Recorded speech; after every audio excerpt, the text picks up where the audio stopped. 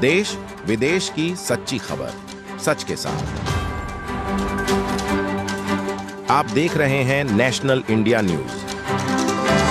एक महीने तक रमजान के पवित्र महीने का पालन करने के बाद आखिरकार ईद खुशी का त्योहार मनाया गया और इस दिन को हर जगह मनाया जा रहा है। मूलतः इस्लामिक समुदाय के लोग इस दिन को विशेष रूप से मनाते हैं। वहीं सिलीगुड़ी में भी सोमवार सुबह से ही विभिन्न मस्जिदों में नमाज अदा कर ईद मनाई गई। आज सुबह हर बार की तरह जामा मस्जिद इंतजामिया कमेटी ने सिलीगुड़ी के कंचनजंगा स्टेडियम में ईद की नमाज का आयोजन किया। नमाज में इस्लामिक समुदाय के कई लोग शामिल हुए।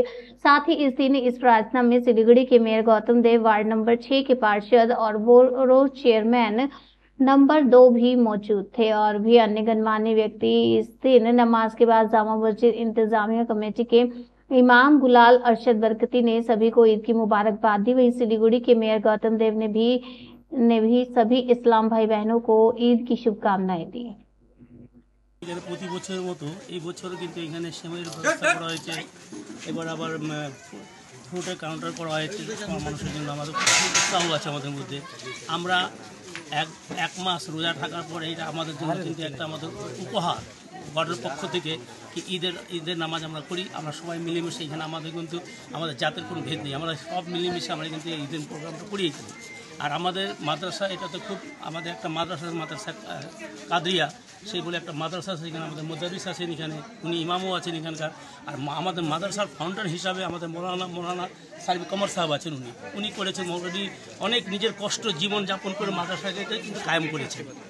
মাদ্রাসার ওনার কিন্তু অনেক বড় অবদান আছে। ওনার অবদান ছাড়া কিন্তু মাদ্রাসাটা চলতো না। এখন অবধি ওনার অবদান আছে। তার সঙ্গে ওই মাদ্রাসাতে আমাদের নামাজ পড়াচ্ছেন হাফিজ আনওয়ার সাহেব, উনি আমাদের হাফিজ এখানকার।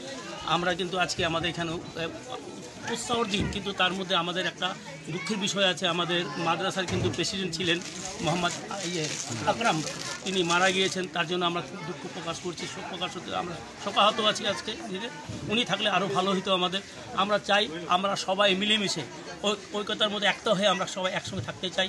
আমরা চাই এই ঈদের মাধ্যমে আমার সবার মধ্যে একটা উৎসাহ উদ্দীপনা করতে চাই। আমার সবার মধ্যে বলতে চাই আমরা সবাই এক হয়ে আমাদের দেশকে রক্ষা করব আর দেশের জন্য আমরা এক হয়ে থাকবো। আমার নাম আলী আকবর।